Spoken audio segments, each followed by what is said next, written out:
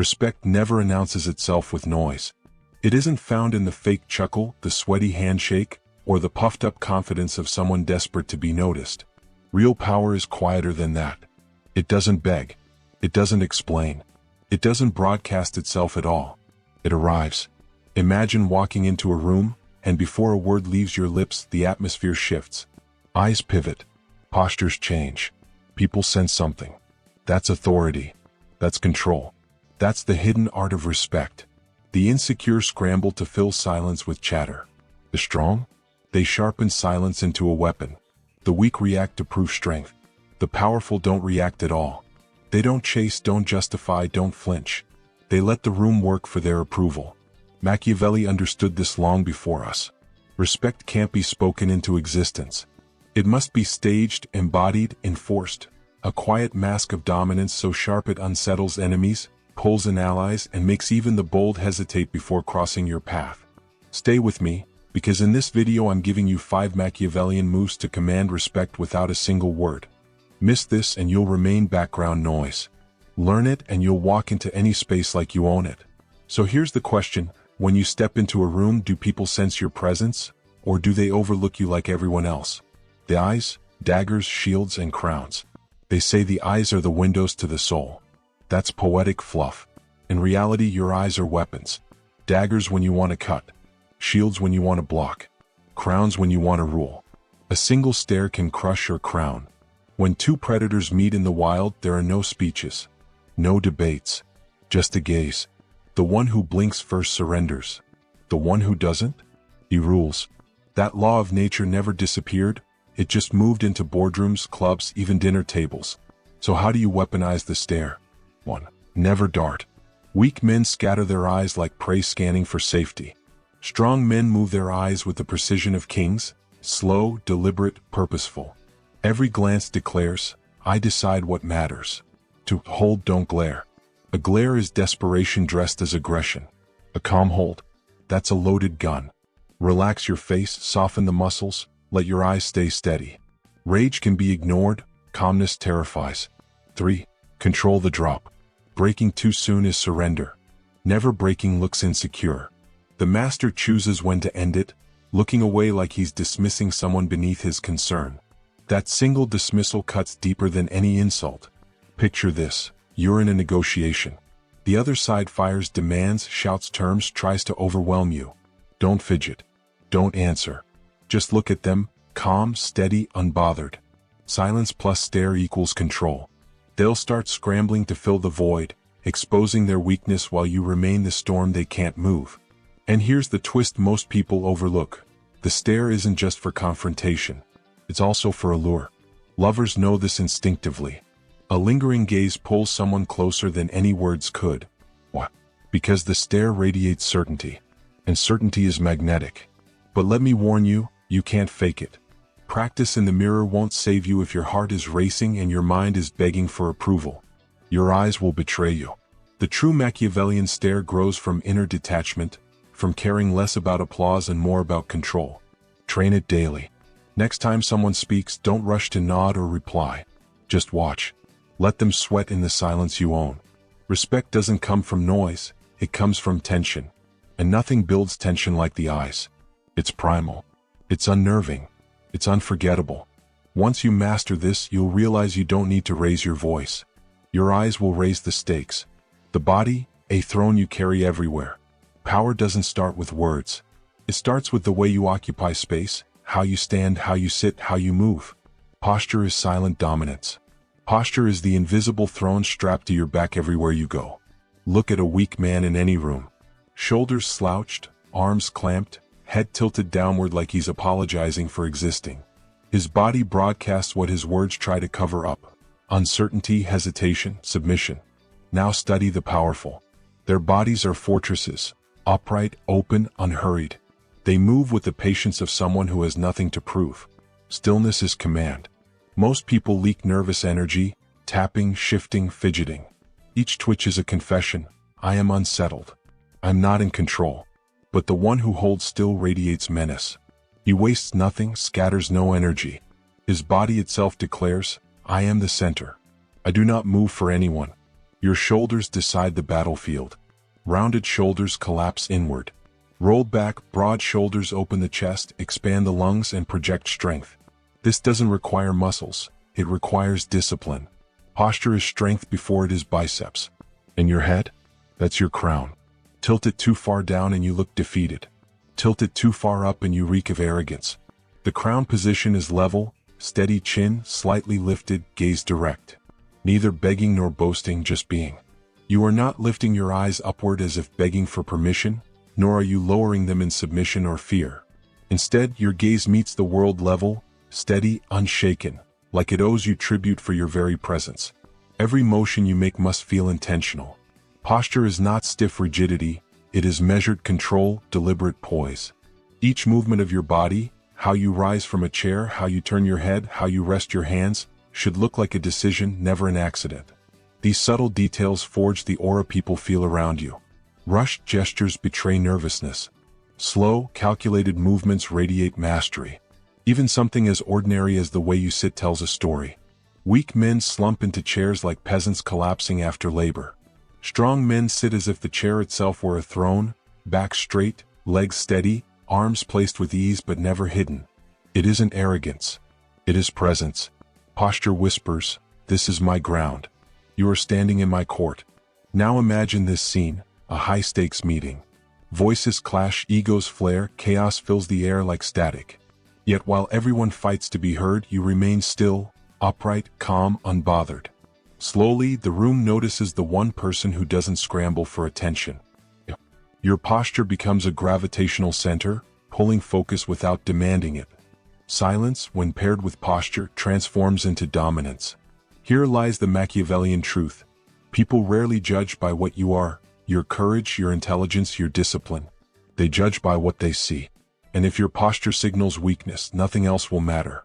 But if it signals rule, then even your silence becomes command. To master posture, you must first master your mind. A frantic heart creates frantic movements. But once you decide you have nothing to prove, your body begins to align naturally, straight, still, certain. Posture is not some theatrical trick. It is the physical reflection of inner authority, or at the very least, the performance of it until it becomes second nature. Train this daily. When you walk into a room, imagine you carry a throne across your back. When you sit, imagine you are a ruler receiving subjects. When you stand, picture yourself as unshaken marble rather than shifting sand. In time, your body learns the language of power, and respect follows you without a single word. Machiavelli would remind us, rulers must appear disciplined, firm, strong, whether they truly are or not. Posture is that appearance. It is the stage costume of kings, the armor of generals, the silent roar of dominance. Sit upon your invisible throne, and watch how the world bends to it. But power isn't carried in your body alone. Power also lives in the symbols you display, the objects you choose, and the rituals you repeat. Humans are creatures of perception, and Machiavelli understood this better than anyone. Strength by itself is not enough. You must look strong. Appearances are weapons. Symbols are signals. They announce your authority before you open your mouth. Think of rulers in history, kings in robes, generals covered in medals, leaders holding scepters and crowns. The gold and fabric themselves did not give them power. What mattered was the reminder these symbols gave everyone else. This is the one who rules. Modern men forget this ancient truth. They dress carelessly, clutter themselves with cheap distractions, move through life with no ritual, and then wonder why nobody respects them. Respect always begins with the stage you set. Law 1. Dress with intention. Clothing is not decoration. It is armor. It is uniform. A sloppy man in wrinkled clothes and scuffed shoes silently screams, "I cannot even control myself." The man in sharp, clean attire whispers, "I control everything." Luxury brands aren't necessary. Precision is. Fit, color, and cleanliness speak louder than logos. Law 2. Grooming is command. Your hair, your beard, your nails, all these tiny details declare whether you are chaos or order. Neglect them and you look careless, distracted, unworthy of leadership. Control them and you radiate discipline. Power respects control, and control always begins with the body you carry. Law 3. Objects are extensions of you. Every item you carry is a signal. The battered wallet, the cracked phone, the cheap pen, they betray you instantly. But a quality watch, a smooth pen, a neatly kept notebook, they announce that you operate on higher standards. People notice subconsciously. Objects whisper, this man belongs to a different class. Law 4. Rituals create presence. Rituals are repeated gestures that become performances of authority. Pouring a drink slowly, removing gloves before you speak, adjusting a cuff link, flipping open a notebook with care. These are not random quirks. They are cues. Stagecraft rituals slow time. They force others to wait, to watch, to grant you their attention. Law 5. Control your entrances. The way you walk into a room is itself a symbol. Do you rush in as if desperate to be noticed? Or do you move like the space is already yours? A deliberate, calm entrance, well-dressed, precise, unhurried, hits harder than any speech. The air shifts before you've spoken a word. Picture two men walking into a meeting. One slouches and wearing a wrinkled hoodie, scrolling his buzzing phone. He mutters a half-greeting and collapses into his chair. He may be brilliant, but nobody takes him seriously. The other man enters in a tailored jacket, shoes polished, watch catching the light. He adjusts his sleeve, sets his notebook down with care. He hasn't spoken yet, but everyone already knows who commands attention. Symbols of course cut both ways. Carelessness projects weakness. Sloppiness destroys respect. And once lost in appearance, respect cannot be rebuilt with words alone. Here is the Machiavellian twist. Symbols not only convince others, they reshape you. When you wear sharp clothes, handle quality tools, and perform deliberate rituals, you begin to feel more disciplined, more powerful, more controlled. The mask fuses with the man. The performance becomes reality. So build your stage carefully. Curate your symbols. Strip away everything sloppy, cheap, and careless. Replace them with signals of order, precision, and strength. Train rituals until they become instinct. Let every detail around you echo authority. Machiavelli would remind us, men judge more by appearances than by truth. They cannot see your heart, but they can see your symbols. And if your symbols scream power, the world will assume power belongs to you. Respect without words is theater. And the world is your audience. Noise is the language of the desperate. Silence is the language of the powerful. Most men fear silence. They rush to fill it with chatter, jokes, nervous explanations, anything to escape the weight of nothing. But the Machiavellian man understands. Silence is not emptiness. Silence is pressure. It is an invisible blade sharp enough to wound the strongest opponent. Think about it. Silence makes people uneasy. It forces them to face themselves. In conversation, if you withhold your response just a little longer, they begin to crumble. They explain more, justify more, reveal more. Your silence becomes a mirror, dragging out secrets you never asked for. You didn't interrogate them, you simply waited. And in that waiting they handed you everything. First law of silence. Resist the urge to rush. Weak men leap at every pause, desperate to keep momentum alive. Strong men let the pause stretch. Seconds turn into minutes. The air grows heavy. Others squirm. And you? You remain still. That is the moment control shifts into your hands. Second law of silence. Make silence intentional, never accidental. You see, silence without intent looks weak, like hesitation or confusion. But when silence is wielded with precision, it transforms. It feels like judgment itself. A pause held long enough can feel like a verdict. A steady, unbroken stare without a single reply can crush more heavily than any insult. The key difference is posture and presence. Silence must appear deliberate, not accidental. It must feel chosen, not stumbled into. Third law. Use silence as denial. Enemies will always attempt to bait you, to provoke you, to pull you into battles of words. They want your reaction. But power doesn't swing at every punch. Power refuses to answer. Power refuses to explain. Power refuses to justify. Your silence says, your attack is beneath me. And nothing enrages an adversary more than being denied your acknowledgement. They lose composure, they overreach, they reveal weakness. All because you denied them the dignity of response. Fourth law. Silence creates scarcity. The less you speak, the more valuable your words become. A man who fills every second with chatter turns his voice into background noise, wallpaper. But a man who rations his words, who waits, who withholds, becomes magnetic. People lean in. They hang on the moment before you speak. And when you finally deliver a sentence, it lands with weight because it was preceded by emptiness. Silence forges impact. Fifth law, silence seduces. Lovers have always understood this secret. A well-timed pause, a withheld reply, a gaze that lingers longer than comfort allows. Silence pulls stronger than any declaration. Silence is mystery, and mystery breeds power. The less you reveal, the more they project onto you. They imagine depth. They invent strength. They assume certainty. Silence lets you become larger than life. Picture this. You're in a negotiation. The other side floods the air with noise, stacking demands, speaking louder, speaking faster, trying to push you. And you? You remain still. You don't interrupt. You don't answer. You let silence expand. Suddenly, their words trip over themselves. Their confidence cracks. They stumble into insecurity. Then at last they look at you and ask, "What do you think?" That's when you realize you already won before saying a word. Or imagine an enemy throwing insults at you in public. The crowd leans in, waiting for your retort, your anger, your defense. But you give nothing. No reaction. No reply. Just silence. He rages at a wall. And you? You look untouchable. That silence cuts deeper than any insult ever could. Understand this. Silence is not weakness, and it is never passive. It is the art of active restraint. It is a blade, invisible yet razor sharp, honed through patience. The weak cannot hold it. They blurt, they ramble, they break. The strong let silence do the work for them.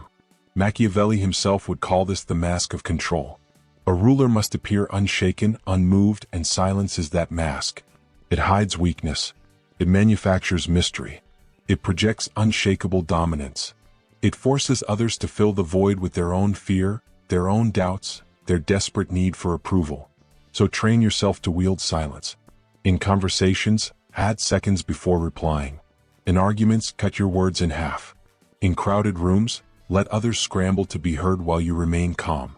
Watch how the balance tilts toward you. Notice how respect begins to flow to the one who never begs to be heard, but makes others fight for his voice. Because silence is not emptiness. Silence is everything. And when you wield it correctly, it becomes the sharpest weapon you own. But here's the truth. All the silence, all the posture, all the symbols in the world mean nothing if you hesitate when the decisive moment arrives. Respect is built in tension, yes, but it is sealed in decisive action. The stare holds them. The posture roots you. The silence unnerves them. The symbols impress them. But the strike is what makes them obey. And Machiavelli understood this perfectly. Fortune, he said, favors the bold. A prince may posture forever, but if he fails to act when the time is right, he loses everything. The world respects decisiveness because decisiveness is certainty, and certainty is rare. First law of the strike, wait. The weak lunge too early. They rush, desperate to prove themselves. They reveal their hand before the game even begins. But the powerful? They wait. They let others burn themselves out, reveal weakness, waste their energy. They create the silence that breeds desperation. And then, when the moment is perfect, they strike. Second law, hit clean, hit hard. Half measures kill respect. If you must act, act decisively. No fumbling. No hesitation. No second guessing. Deliver it swift. Deliver it sharp.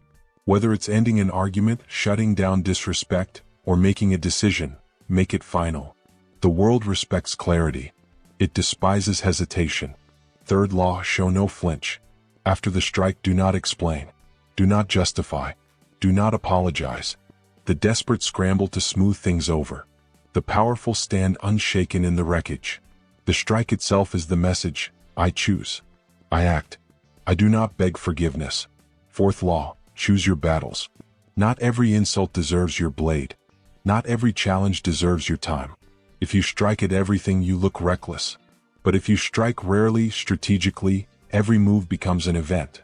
It becomes memory. It becomes legend. Fifth law, own the aftermath. Action without composure is noise. Action followed by calm is empire. After you strike, remain still. Hold silence. Let others react, panic, and crumble. Do not dilute your power with chatter. The more calm you appear after decisive action, the more terrifying you become. Picture this scene. A debate erupts. Voices rise. Everyone scrambles to be heard. You've remained silent. You've remained calm. And then, at the perfect moment, you lean forward and deliver one line, cold, sharp, undeniable. Then you lean back. You don't explain. You don't argue. And the room shifts. Respect hardens. You didn't win by noise, you won by timing. Or imagine a public insult. A rival mocks you, waiting for you to snap. You don't bite. You wait. And then, at the exact moment, you deliver one decisive move, a look, a remark, an action, and then silence. That single strike silences not just your rival but the entire room. Long after the noise fades, they will remember. This is the paradox. Restraint builds suspense, but decisive action builds respect. Too much restraint and they doubt you. Too much action and they dismiss you. The art lies in balance. Master it, and your strike marks you as someone who cannot be ignored, cannot be toyed with, cannot be dismissed. Machiavelli warned, "It is better to be feared than loved if you cannot be both." And fear does not come from posture or silence alone. It comes from the strike. The reminder that beneath the calm mask lies steel. Respect is never given. Respect is taken. Taken with your eyes, your presence, your silence, your symbols, and finally sealed with the strike. Now you hold the full arsenal of Machiavellian power. You know how to command respect without speaking a word. But power left unused is power wasted. Practice it. Master it. Live it. If this message cut through the noise and sharpened your edge, don't hesitate. Like this video. Subscribe. Share it. Do the decisive thing, and step fully into the world where respect is commanded, not requested.